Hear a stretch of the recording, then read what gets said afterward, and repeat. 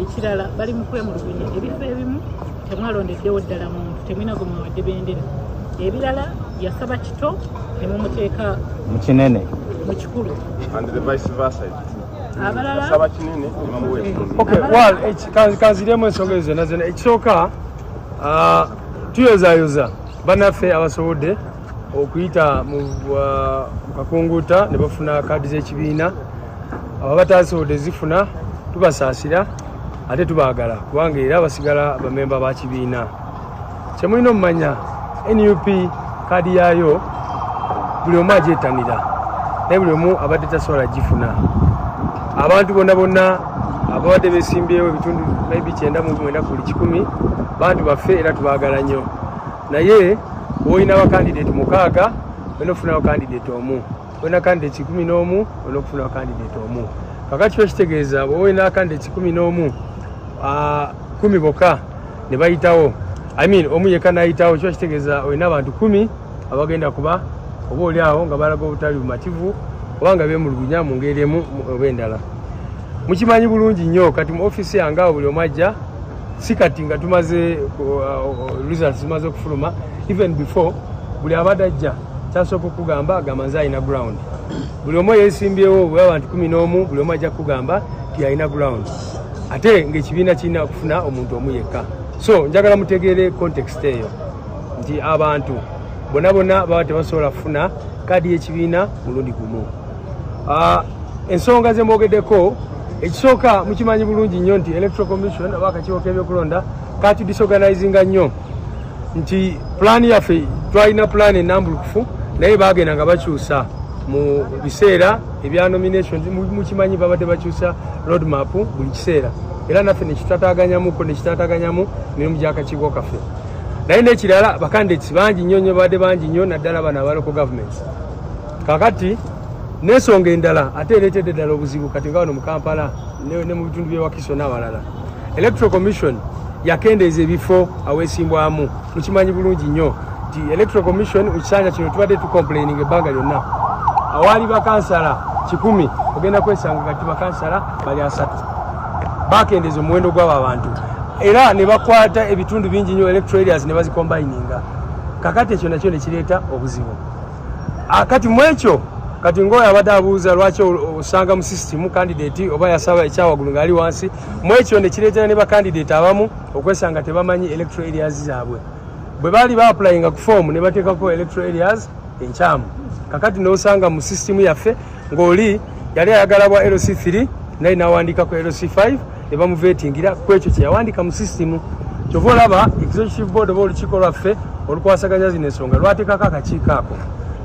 Akakiiko ne tugamba nti akakiiko kagenda kuhandolinga strictly ensonga ezeekuusa ku errors oba ensobi eziri mu system era kyekali mu kudiiringa nakyo. Lwaki tugamba nti akakiiko kano tekalina budde ohandlinga opinion based complaints? Oli bw'ajja n'agamba nze asinga ground, oli bw'agamba nti nze asinga ground, kiba kitegeeza nti ogenda kuyita n'oli oba musindikeyo ttiimu endala ku ground, obudde obwo obutaliiwo. So kakati akakiiko kano omulimu gwako gusinga gwa kulaba ono bw'agamba nti nali neesimbye wano ne bantwala eri, kituufu oba si kituufu. Waliwo n'abo abantu abalala abaava mu birabye gye buvuddeko nga bantu bagamba tono ne bakwate yasaba kaadi ya NUP yamala n'akulosinga n'agenda mu kibiina kirala. Kakati n'ebyo akakiiko kali mu bitunulamu. Abantu abamu baleese obujulizi obulaga nti ono muntu yaleeta yasaba mu NUP naye yamala n'atya n'alowooza nti tasobola kufuna kaadi n'agenda mu kibiina ekirala. Kakati abo bonna bonna automatically tugenda bajjamu mu system yaffe kubanga tosobola kubeera mu bibiina bibiri mulundi gumu. Bwe tufuna obujulizi nti bw'amala okusaba kaadi yaffe ate wagenda mu kibiina kirala tuba tetugenda kukuwa, tosobola kusigala ku lukalala lwaffe. Olunaku olwalyo nga bwe tubagambye tuli mu kukola kyonna kyonna ekisoboka okulaba nga tufulumya lists entongole era zisindikibwe mu kakiiko k'ebyokulonda returning officers ab'enjawulo bamalirize ensonga za nominations zonna zonna. Abantu abali bweru nga bw'ogambye bajja kukkirizibwa bayingire mu kitebe, teri agaana muntu kuyingira mu kitebe. Leero kye tubadde tugambye nti complaints zaaweddeyo olunaku lwajjo. Lwaki? Kubanga bwe mbagambye obudde Electoral Commission bwetuwadde okuwandiisa abantu butono nnyo.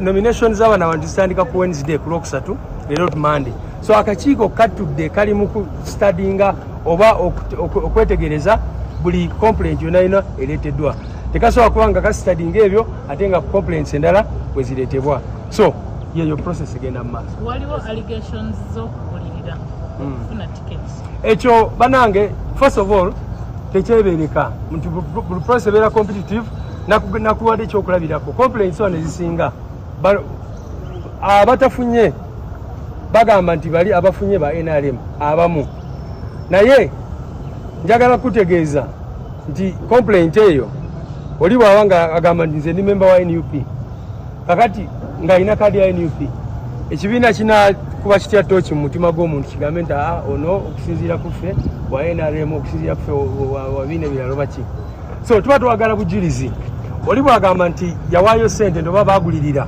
aleeta obujulizi tuze tubagamba ebbanga lyonna bw'oba omanyi nti omuntu yagulirira yakola kyonna kyonna kyebaita okugulirira alina okuleeta complaint ne handlingibwa era bw'oleeta obujulizi tuba tetwagala just ojo oyogere nga bwe nkugambye complaints ezisinga oli agenda gamba bano bagenda simanyi yagenda mu meeting ya Museveni biki netukubuuza leeta obujulizi webuli oba tebuliiwo so ensonga zitambula bwe zityo naye n'ekirala nze ng'omuntu ndi musanyufu nti system yaffe kati ku mulundi guno ate complaints zetwakafuna ezakajja kakiiko akateereddwako ntonoko okusinga ezajja ku mulundi guli ekitegeeza nti wabaddewo improvement era njagala basuubiza nti mu kusunsula aba MP ojja kwesanga kubanga olwo betuyize kati betulina okukola ki okutereeza for example ensonga ya system yaffe okulaba nga abantu babakapitalinga mu bifo ebitundu mu bitundu ebituufu n'ebirala tujja kumeka sure nti ensonga tugikolako nnyo ku mutendera oguddako ogw'aba MP.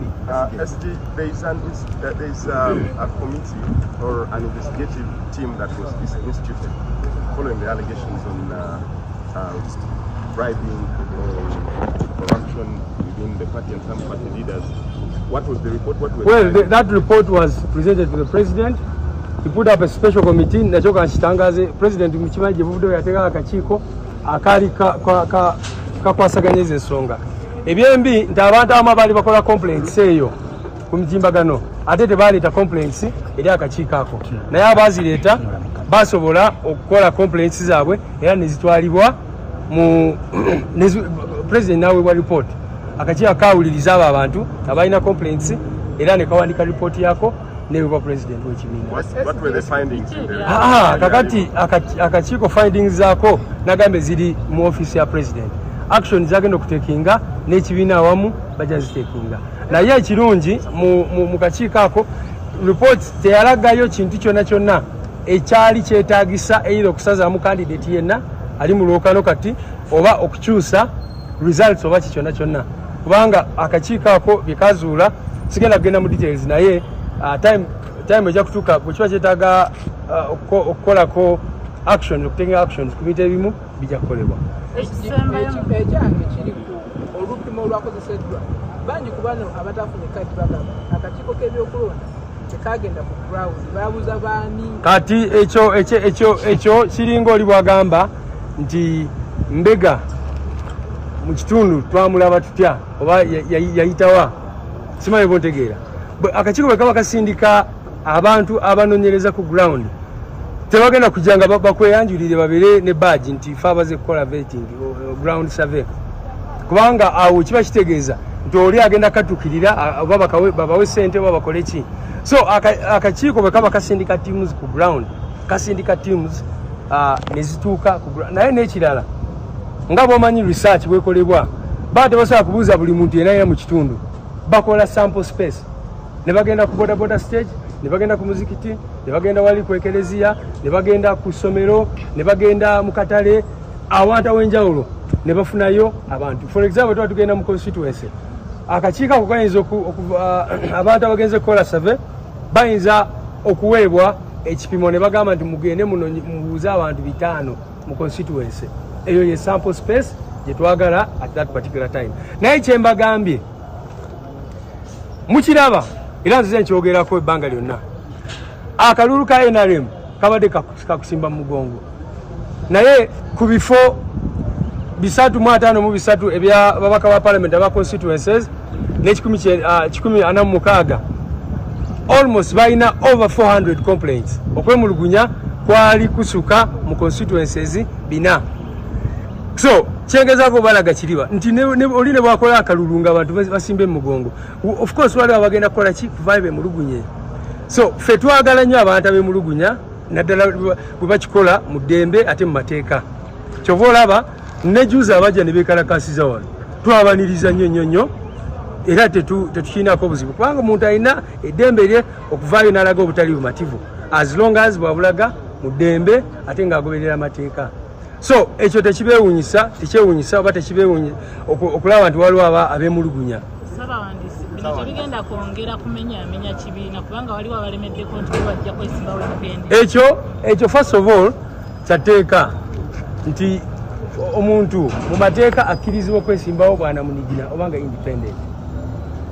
Kyetwogedde ku bantu baffe eri abantu baffe era njagala kusinziira wano kwebaza abantu baffe bangi nnyo abavuddeyo ne bayozaayoza abo oyo omu ku bwali awo Ddumba bwegiire naye ali wano yavuddeyo nayozaayoza abayisemu. Abantu baffe bangi nnyo muleme ate okulaga abemulugunya be batono kubanga twalina bacandidates 10 abasinga bavuddeyo first of all ne bakkiriza ebyavuddemu era ne bayozaayoza abo abatasobodde abayisemu abatasobodde era bangi nnyo badde batukubira obusimu ne batugamba process ebadde fair katugezeeko omulundi oguddako.